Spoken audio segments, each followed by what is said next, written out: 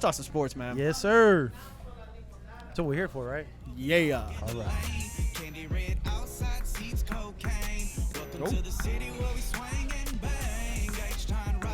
I love this jam. It's so H-Town. It is. You know? It's my boy. I mean, it's not UGK, but Yeah, I Slim know. Thug. UGK, man. Woo! All right, y'all. Look, man, welcome into Sports with Balls. I'm Jeff Michael. This is Mike Scarborough. Here joining us, Lauren Leal is out today, so she'll be back on Monday. But we're going to get into some sports, man. For those of y'all that don't know, Mike went to University of Texas and transferred. He was a starter, transferred over to TCU. We just talked about a little bit of his TCU stuff and him getting yelled at by the coach. And I guess Priest Holmes trumps LaDainian Tomlinson as your favorite player to play with. That's interesting. That's crazy. it's tough, man. Because LaDainian and I, we go way back too. But I remember specifically taking LaDainian, Shannon Brazil, and Russell Gary to the game where Ricky broke the record, rushing record. LaDainian turned to me in the stands and he said, "Mike, who's better?" And I was like, "Man, I can't make that decision." Oh, wow. I mean, you want to talk about phenomenal athletes. The guys were just different. They're just built different. And those guys are crazy good. But man. yeah, I mean, Priest. I mean, I wasn't real close with him, but man, he's just a good dude. And I had all my teammates, man, were great. And I could probably name a million of them, like Royce Huffman, a friend of mine from high school. He's a great dude. The Shobles, golly, the list goes on and on. I don't know where to start and where to stop. Yeah, great running backs. You just listed Ricky Williams, Priest Holmes, LaDainian Tomlinson. I mean, my goodness, man. You played with all of them. That's awesome. Let's get into some professional football, man. There's some news that came out today about Deshawn Watson, and he has been out of the news for a little bit. Now he's come back in it because of this Brian Flores situation. Oh, boy. Apparently, Brian Flores and not LaDainian Tomlinson, Deshawn Watson have been in constant contact, all right, since I don't know, months and months and months and months now. And the Texans GM came out today and said that he left the door open for Watson coming back and Brian Flores being the head coach. Well, I mean, it kind of seems that's, he didn't say no. That is insane to me. Hey, the door's wide open. That means anything comes and anything goes. And, you know, in the game of NFL, it's all about the brand and the slogan. And I don't know how they're going to pull that off, but you know, he said it's more likely not. Has he been charged yet? No. Okay. See, so what happened was in Miami. So this makes sense when there was all these rumors circulating that Deshaun Watson was going to be traded to Miami for 2 and 3 first-round picks and a couple other players, maybe some second rounds. Yeah. Brian Flores was the head coach, obviously, and we all know he got fired from that since then. But now it comes out that Deshaun couldn't go there back then because he didn't want to settle the cases. If he would have settled the cases, they would have traded him. But he said settling would be an admission, basically. Right. So he didn't want to do that. So it's interesting now that you have all this coming out. Brian Flores was fired. Brian Flores interviewed for the head coaching job as the Houston Texans. And now you have all this stuff coming out with Deshaun Watson and Brian Flores being buddy. So now is Deshaun Watson's is his trailer hitched to Brian Flores? Like, what a pitch if you go into the Chicago Bears at front office and be like, you know, you get me, you also get Deshaun. Right. Yeah. I mean, who wouldn't want that? But you know, it sounds like there might be trying to mend the fence there.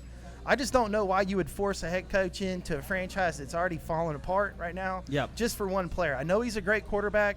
Who's he going to throw to? Who's the running back? Who's going to protect him? I just don't think at this point in the game that Deshaun Watson is the right fit for the Texans. I mean, who is the right fit for the Texans? And he's got a no trade clause. Right. He's owed $36 million next year, so they're gonna have to unload him. Right. And in his court cases, it's a polarizing thing because honestly, he's the top quarterback right now in the league, like on the market. Yeah. I mean, number one by far. So, and there's a bunch of teams that need quarterbacks, right. You know, and owners are crazy, right? It's the NFL, and owners are absolutely insane, and they're willing to pay these outrageous, ridiculous prices for somebody like a Deshaun Watson. If you're Coach Flores, do you want Deshaun Watson as your quarterback? I mean, apparently. They've been talking. I mean, yes. Honestly, you know, and the reason he didn't settle those cases because he doesn't want an admission of guilt. Now, we all know, we can read between the lines, maybe whether he's guilty, not guilty, whatever. You can hold your reservations for, you know, the social media aspect of it. But if you're a head coach and your starting quarterback is Deshaun Watson, you immediately put yourself almost in the playoffs. You've got a top, right. you got an A+ quarterback, right? You know, top 5 in the league. Yeah. So you want a guy like that, obviously. Yeah. And it's quite interesting that Flores is interviewing for the job. And it comes out. Do they give him the job based upon what they know? Yeah. With Watson? Well, that's what I'm saying. Right? Like, you wonder how interesting those interviews are getting. Like, are they like, so how close are y'all? Like, right. is he coming here if you go here? That's what I was saying. Is his hitch, or is his trailer hitched to Brian Flores? Because, man, you want to talk about a great sales pitch. I mean, my why not? goodness, dude. Go an immediate Super Bowl contender, Deshaun Watson and Brian Flores.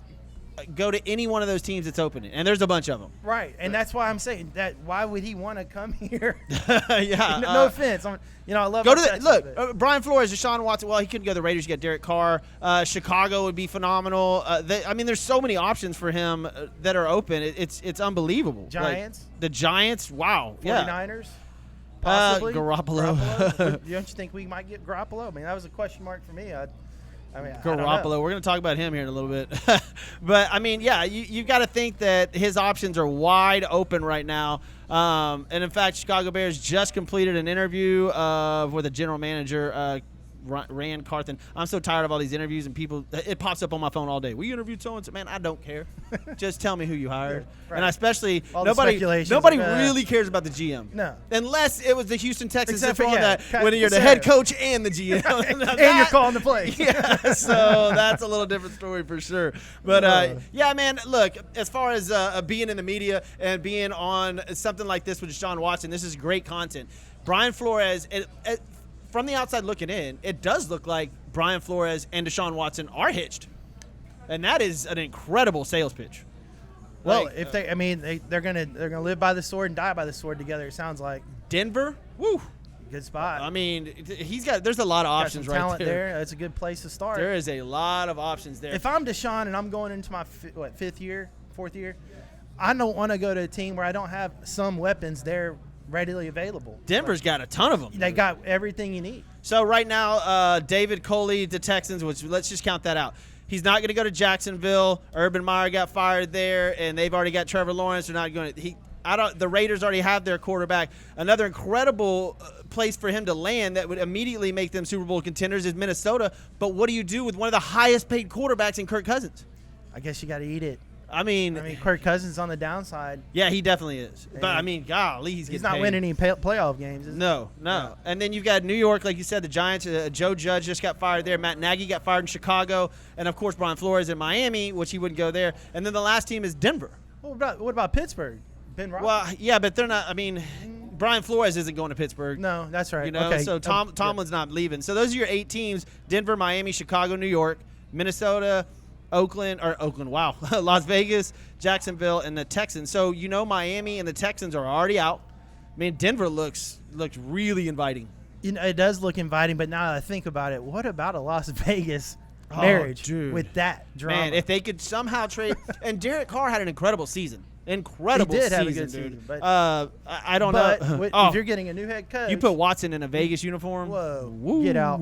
That would be an interesting team. But yeah, so stay tuned, man. Look, the Deshaun Watson saga is just starting. The Texans said they will let him go before March 16th, which is the trade deadline before the draft. So we'll see what happens, man. It's gonna be fun. Yeah, we got about 3.5 weeks left for that. So stay tuned. We'll try to keep you guys informed, man.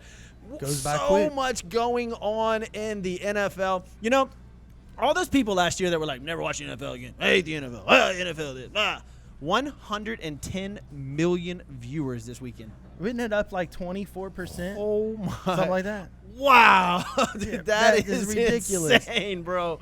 Insane, man. You think people are hunkering down and just sitting there watching NFL football not home? It's just great matchup. It is. I mean, just the storylines in these matchups. The San Francisco-Dallas game was just unreal. I mean, the storylines in that, all those games. And we're going to talk about this weekend games here in a minute. But, man, all the games, they're unbelievable. Take a look at the quarterbacks that are in the playoffs this year, dude. And I'll rank them for me, 1 through 8. All right. Aaron Rodgers, Tom Brady, Pat Mahomes, Joe Burrow, Josh Allen, Matt Stafford, then you got your last 2, Ryan Tannehill and Jimmy G. Who's been the most impressive to you? out of that. I mean, okay, we know Brady does what Brady does. Aaron Rodgers does what Aaron Burrow. Rodgers does. Yeah, that's. I mean, Burrow. a highlight. Yeah. Matt Stafford even last night. Monday night. He only had 202 passing yards. I think it was 21 attempts. He played a solid game. Man, that LA defense, dude. We're gonna talk about that in a minute. But wow, I think the big games are coming up, right? Yeah. They're coming up this weekend. Tom Brady's being Tom Brady, but Pat Mahomes and Joe. Well, I tell you what, I'm going to take the Joe Burrow back. Josh Allen, dude. Josh Allen. 7 straight touchdowns on Bill Belichick defense. And how about that one where he was just throwing it away? Hey, when you're lucky, you're good, or when you're good, you're lucky. I don't know which one it is, but that was pretty sick. And he's a great athlete. If you watch him and the way he moves around the pocket, he's a big dude, too. He's what Big Ben should have been. Right. He can move. Yeah, and he's got the same size. Yeah, and he has a huge arm. Cannon. Huge arm. So that's what Big Ben should have been. If Big Ben would have worked out in the offseason. Yeah, exactly. If he would have done something in the offseason and worked out and stayed in the with the team and did things, and we all know the stories about him in the offseason. Yeah, it's not like it's not public, but if he would have just been more consistent in the offseason, I think he would have been greater. 2 Super Bowls, he went to 3, got 2 rings, but man, he never didn't have offensive weapons. Great running backs, right? Great wide receivers, and always incredible defenses. Do you think he comes back? No. Not at all? He's done? gone. Done? Yeah, dude. Especially I like Big Ben, though. He's just blue collar, down and dirty. Pittsburgh. I mean, perfect for Pittsburgh. Perfect for Pittsburgh. I see Josh Allen. That's big.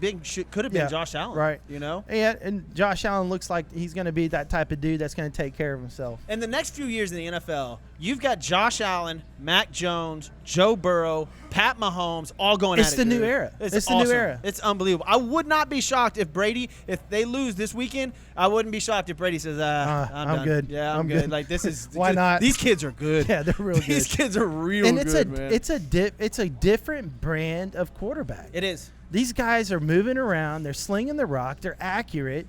They're able to come up with unbelievable plays, like throwing against the field. I mean, you didn't see that back in the day, but things have changed. Yeah, they're running right and throw it 40 yards left. Yeah, and that's on the a dime. Look, I was high school quarterback. That's the one. That's the rule. Never throw across your body. No, and they do it nonstop. Nonstop. Mahomes is throwing underhand TD passes. And no looks. No looks. I think Brady at 44 years old. We'll talk about the game in a minute. I think that if Brady, man, I see him maybe retiring, dude. I don't. What does he need to do? Man, nothing. I mean, like nothing. Unless he just wants to play. And the injuries, and he's gonna have to go through this whole grind again, everything. And honestly, I think the Antonio Brown situation hurt him. I think mentally, emotionally, that took it a lot out of that Tampa Bay team. Yeah. And I think you might see it this weekend. Yeah. So we'll see what happens, man. But look, man, we got Mike Scarborough joining us, ex-UT, ex-TCU record holder. You were the leader for touchdowns at TCU? I think it was second. Mike Renfro held it at 11. I actually went into my last 4 games of my senior season.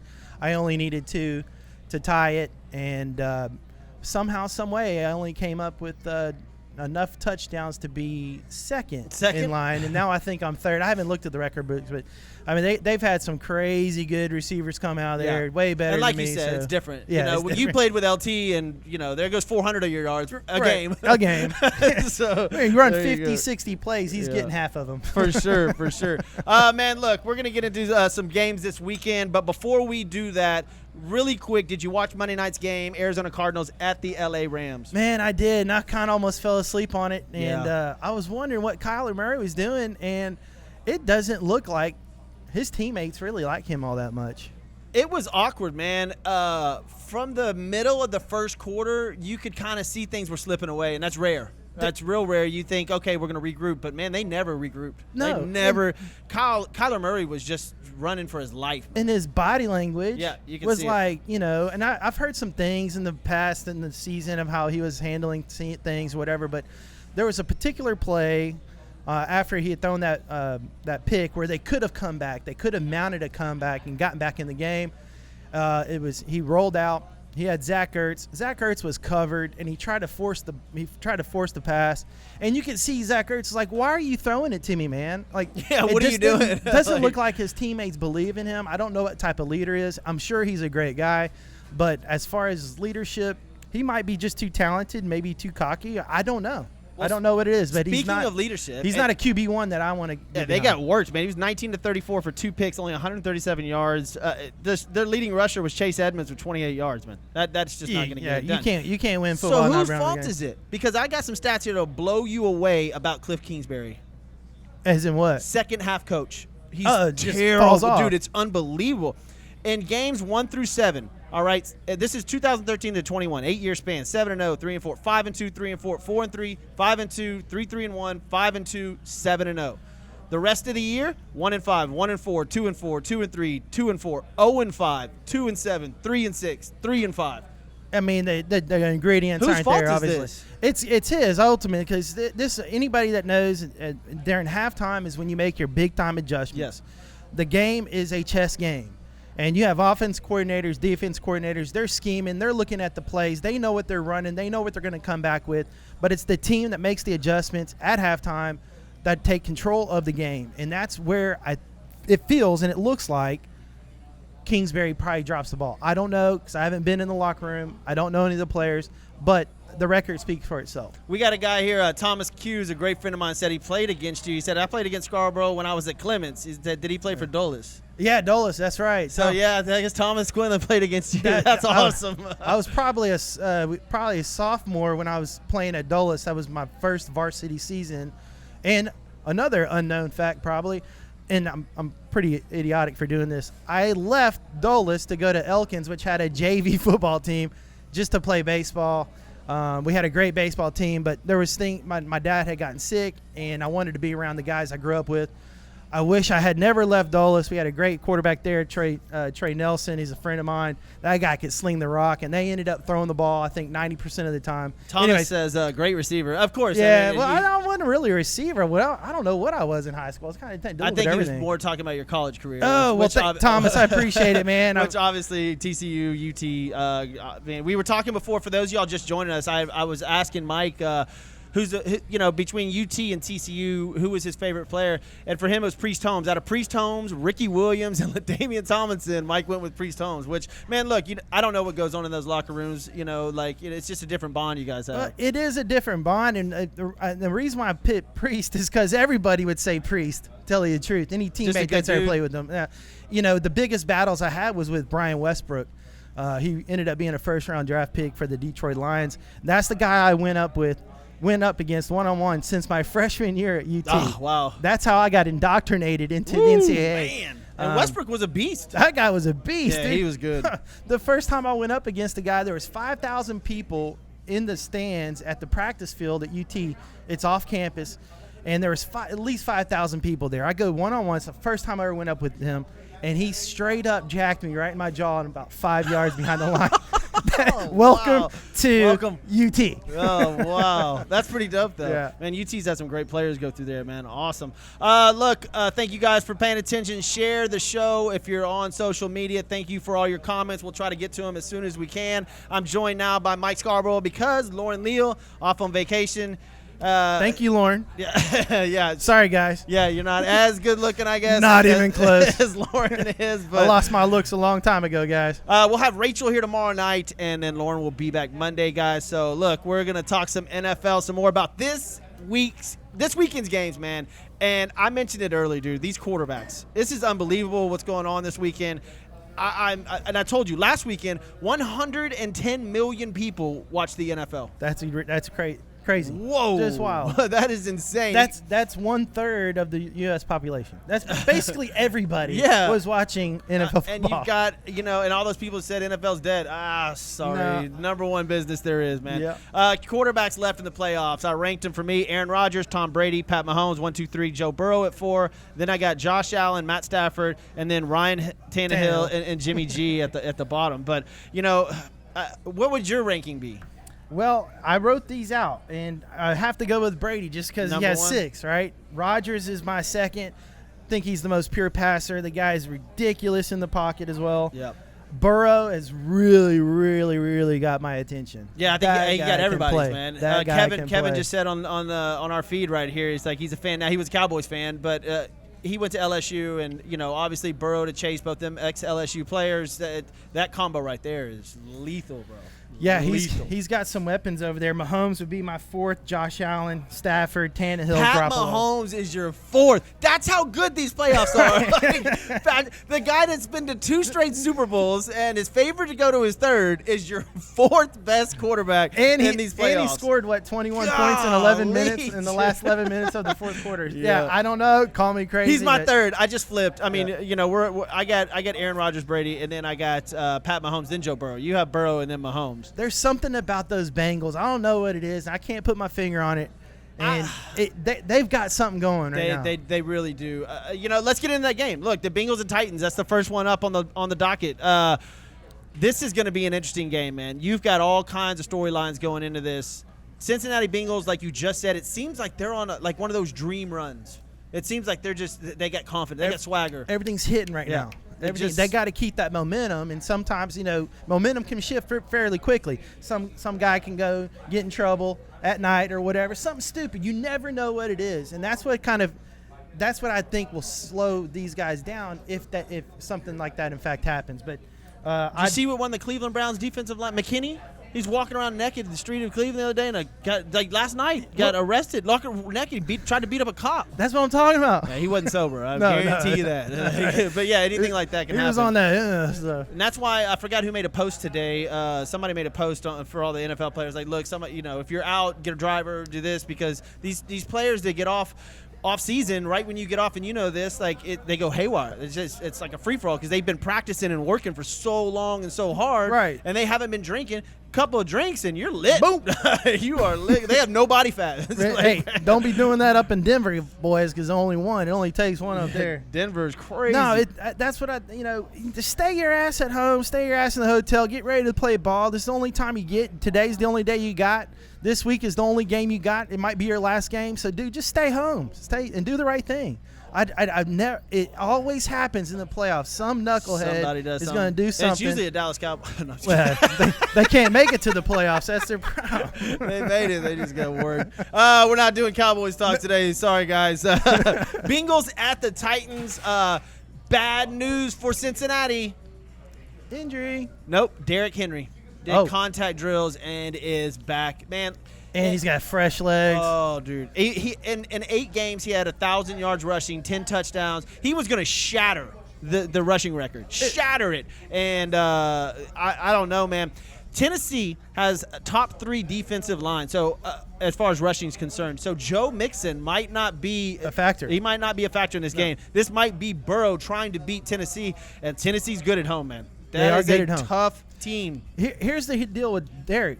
Okay, he hasn't played in a game for what? I don't think he gives it 12 weeks. That dude's huge. 16 weeks? Dude, he is 12 weeks? Yeah, but I mean, it's still game time speed, hitting the holes, having the rhythm. I mean, the guy's a beast.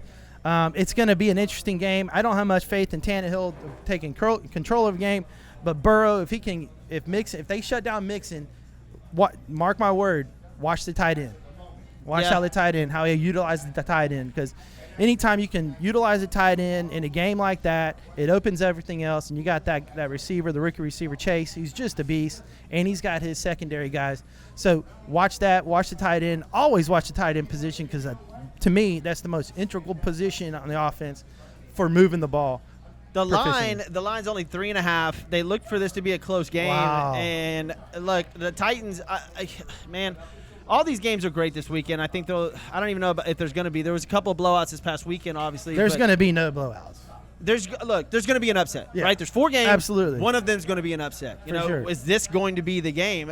If Cincinnati wins, this is 100% an upset. Which would be the biggest upset? I mean, between the Bucks and the Rams? Or Or would it be the Bills and the Chiefs? Well, what would be the biggest upset? No, look, this would be the biggest upset by far. The Titans have been in 2 straight division championship games. Yeah.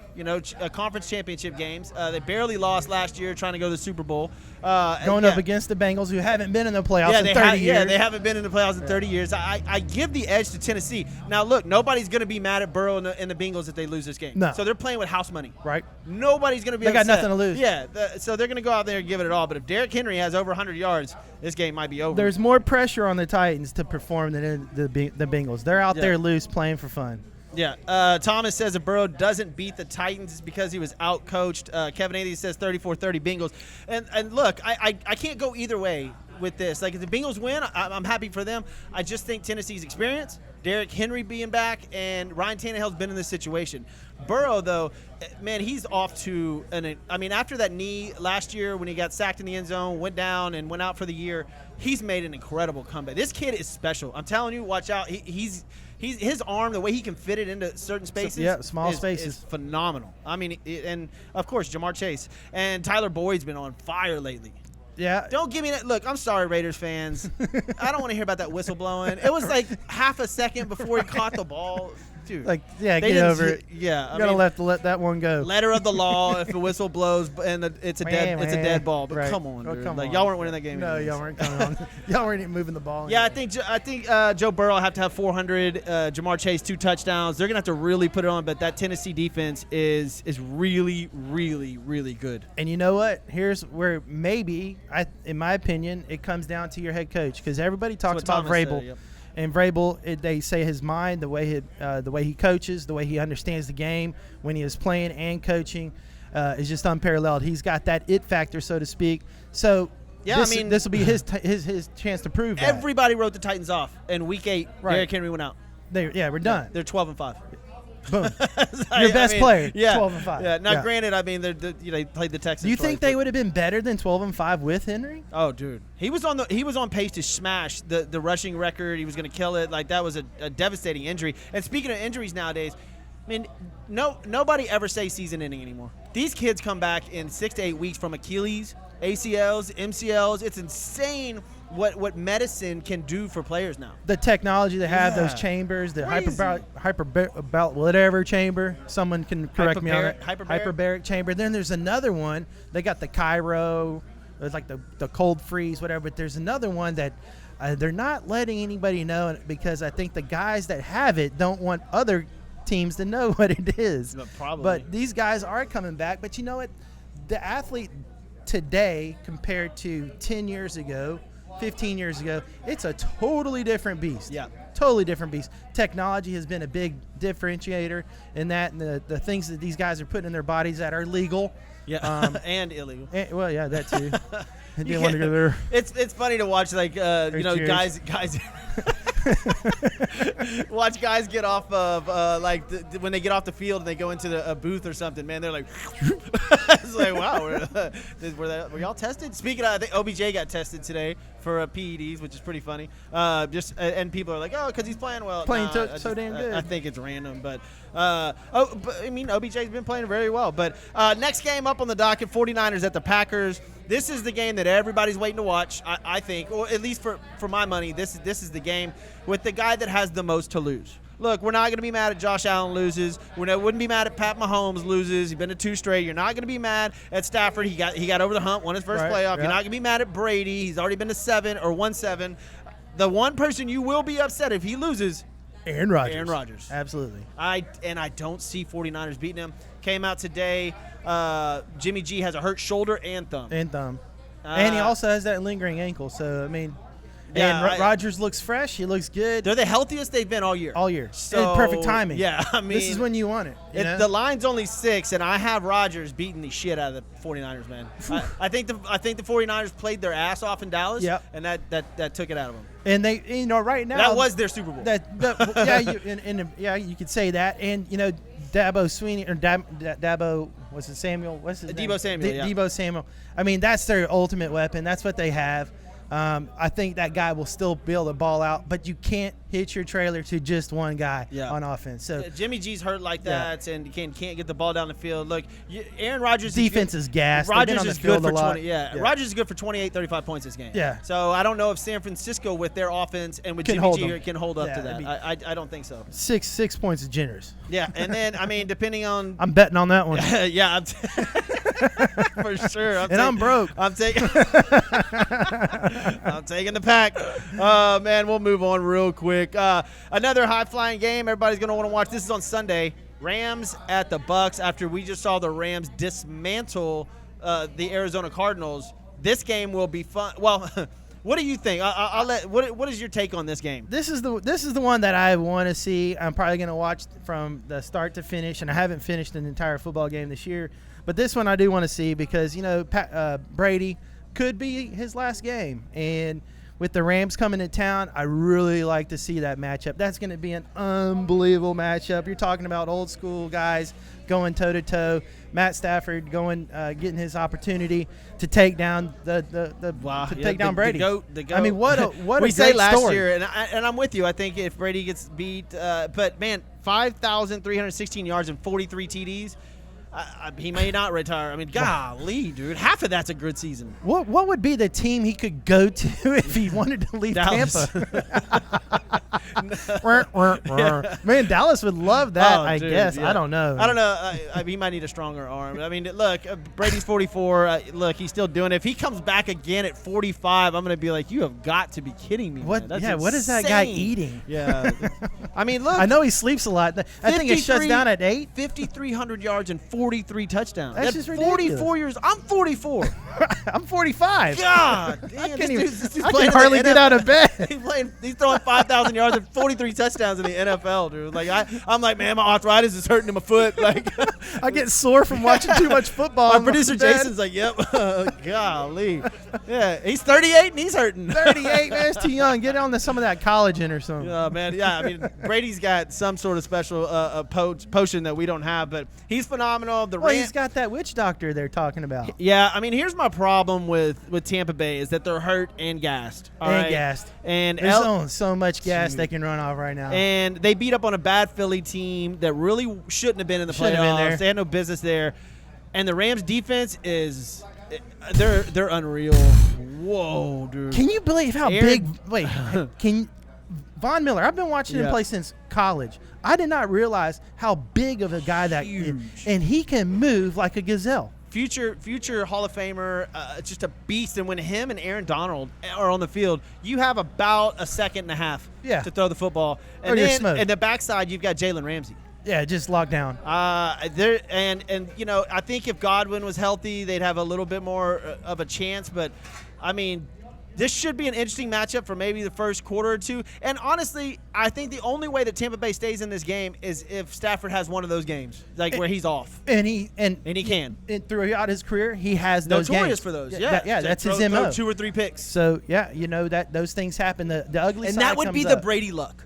It would be, Brady, of course. And he's back in the Super Bowl. Brady throws for 250 yards, 2 touchdowns, and 2 picks, and wins the game because Stafford had a terrible fucking game. Laid an egg. Yeah, and that Brady something like that always happens to Tom Brady. Brady luck. Golly, but look, if LA, everybody loves Tom Brady. By the way, yeah, I know, I love Tom. Even Cartman. If LA plays the way they did on Monday, I don't see Tampa having a chance. If their defense plays like that, Brady's in trouble. Yeah. Brady's in a lot of trouble, man. And look, this weekend's unbelievable. That's on Sunday. The next game and the final of the 8 teams left are Bills and the Chiefs. This is scouted to be the highest, at the over-under sitting at 54.5. Right now, the line sits at Kansas City, only minus a 1.5. I mean, they have this as a pick 'em basically. Is that the primetime game? Yeah, 5:30 CBS Sunday night. Pat Mahomes and Josh Allen. This is the new Tom Brady, Peyton Manning. Right. I mean, go at it. Yeah, the passing of the baton, so to speak. And Josh Allen, but we just said Matt Stafford has those games. Josh Allen has those as well. Yeah, he does, but he's young. Yeah, but he can get away with it and right now. And the Chiefs have been there. This game, this game should be very, very entertaining. See, the Bills would scare me. If I were the Chiefs, I would be a little bit scared of the Bills, because the Bills are the kind of the guys that you don't think of, Yeah. They're kind of the sleeper, and right now they're playing with the momentum. Yep. The Chiefs have kind of been sputtering along a little bit, and they're beat up. But you can't ever count the Chiefs out because you got Mahomes and you got those weapons on offense. So it's going to be an interesting game. It's definitely one I want to watch. I want to sit down, eat some buffalo wings, and hang out.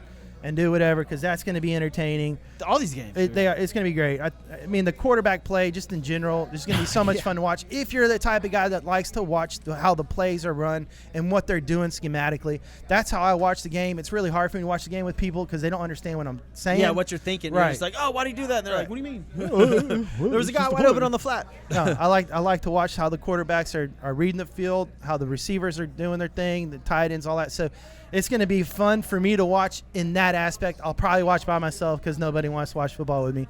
It's okay. I think I'm kid-free this weekend. Maybe we'll watch the games together. All right, let's do it. Maybe we'll do it. But the Bills and Chiefs, man, 5:30 on Sunday. I don't even know which way to go with this game. What's the spread? Kansas City minus 1.5. And look, you already give up 3 for being at home, so the Bills are actually favored in this game by a point and a half. So if their defense can play like they have been like they did against New England, and their defense can hold them up, I like the Bills in this game. The Kansas City Chiefs, I think, have more issues. They don't open the field up enough. They play a totally different style of offense now. Right. Totally different style of offense now. It's dinks and dumps. They have a lot of cross patterns. They barely throw it deep to Tyreek Hill anymore. They don't open the field up wide enough for me. And Josh Allen, I think the key to the Bills is Josh Allen's legs. He starts running 60, 70 yards, man, you're gonna have issues. And Kansas City's defense is beat up. You know what? Offense wins you ball games. Defense wins you championships. So I'd like to see the Bills step up in this game and take the Chiefs down. I'm not a big Chiefs fan, but I'd like to see the Bills win this game. Man, okay, so you've got out of the 4 games, Bengals at the Titans, Niners at the Packers, Rams at the Bucks, and Bills at the Chiefs. Which one's your upset? We were talking about this earlier, weren't we? And the one that I would have to say would be the biggest upset to me would be the Chiefs and Bills. I mean, if Josh Allen can going up against it, it's like the new passing on the guard. These are the guys that are going to be leading the NFL down. But ultimately, I think what you said was the Bengals and Titans. Yeah, I mean, look, the biggest upset of all is obviously if the 49ers beat the Packers at home. I just don't see that happening. Like, even in my head, you know how you can see things or you like to envision stuff. I don't envision Jimmy Garoppolo and the 49ers going into Lambeau and beating Aaron Rodgers. Not the way they're playing. Too cold. It's too cold. And they're the Packers are healthy. I think if there is an upset that's feasible, I think the Bengals beating the Titans would be huge. That would be unbelievable. Yeah. The Bills and Chiefs, because the Chiefs are hurt. I don't know. Josh Allen's been on fire. Just every one of these games has massive implications, like for the future of the NFL. Yeah. With all these young quarterbacks, you got Tom Brady is older than 2 of the coaches that are in these finals. It's crazy. Like that's old enough to be their dad. That's not even right, dude. Like, my goodness, man.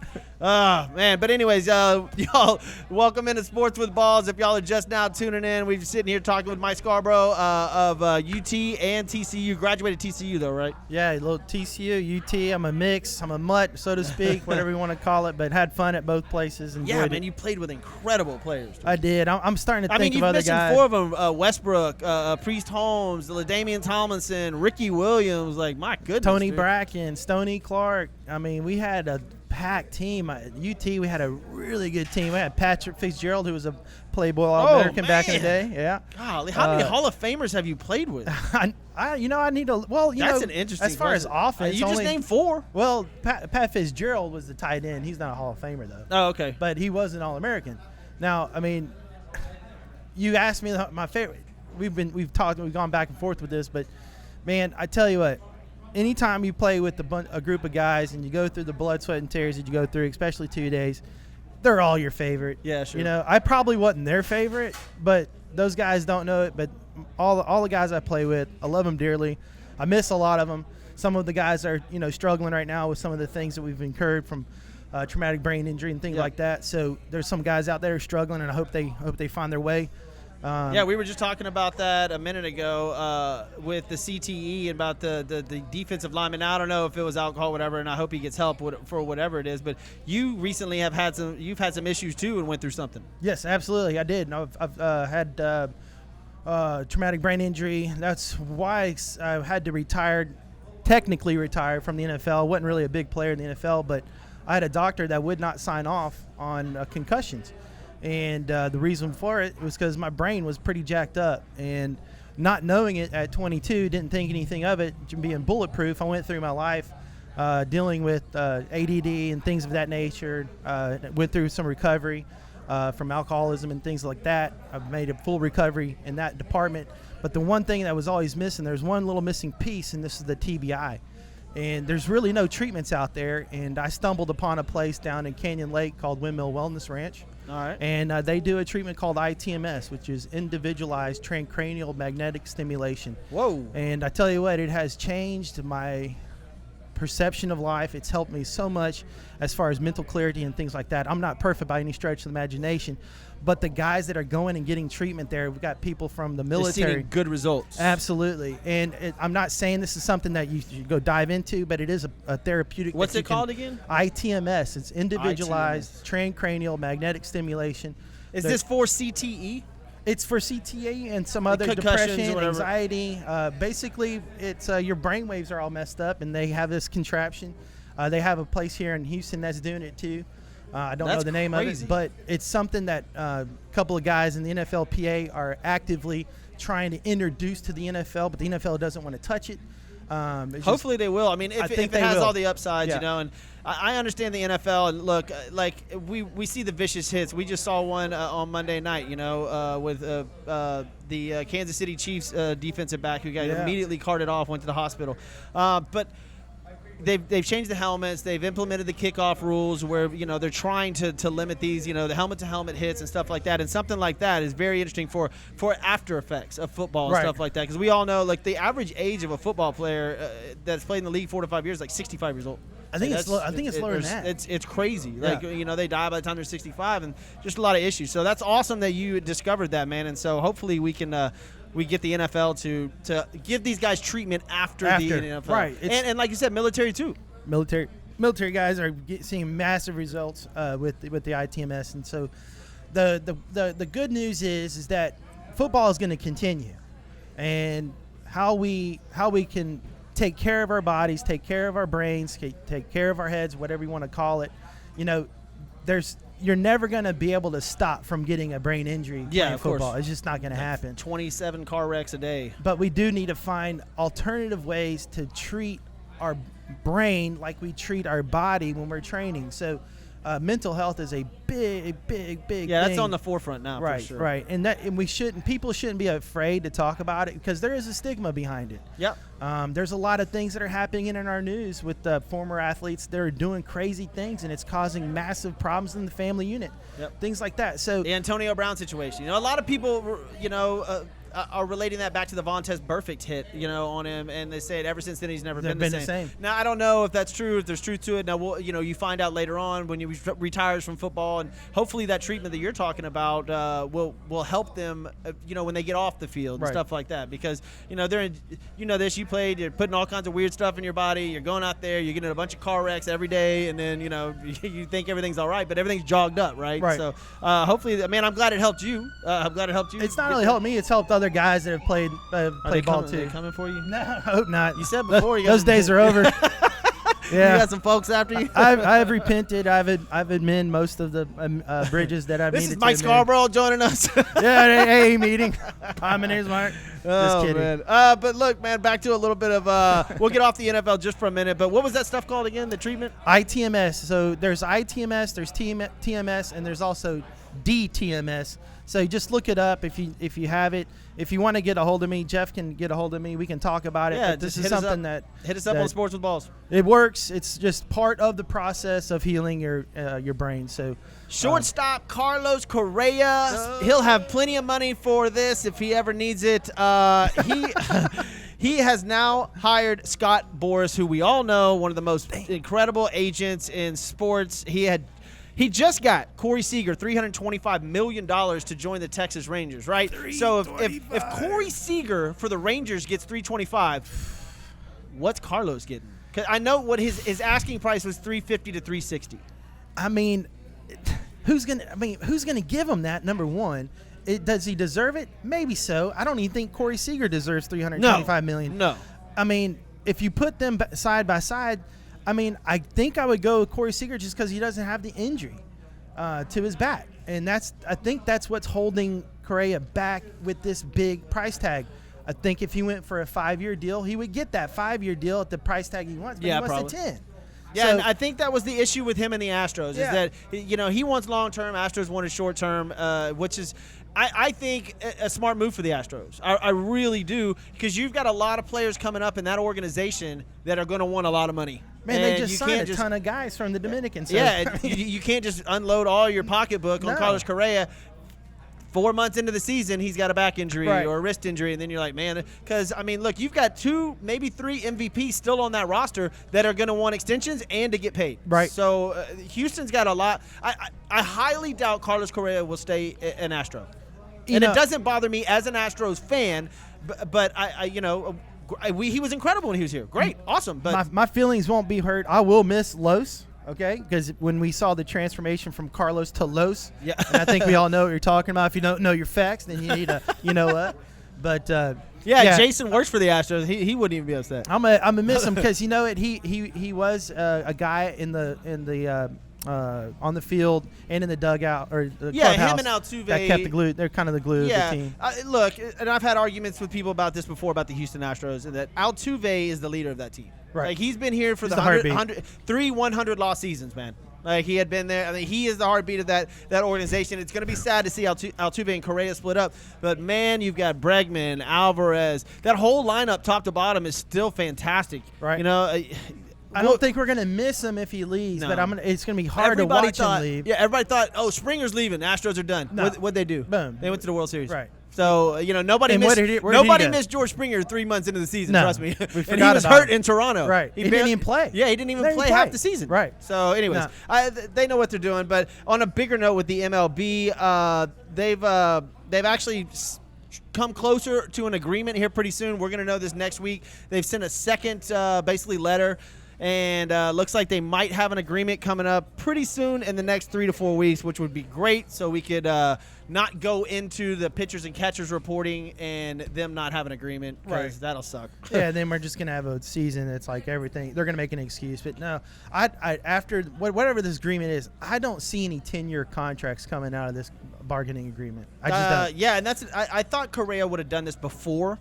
So he had before the stall, it. But he didn't. Yeah. But look, Correa hired Scott Boras, and he's going to get top dollar. Yep. We'll see what happens. He's going to make his money. A little bit of NBA news before we get out of here, man. I don't know if any of y'all out there still remember Chandler Parsons, but this stat is unbelievable, dude. Chandler Parsons retired. Chandler Parsons retired. Now, why is this big news? It's big news because he made $126 million in the NBA. That's $1 million. $126 million Chandler Parsons made. Played 9 seasons, right? He played 440 of a possible 738 games, so roughly 60%.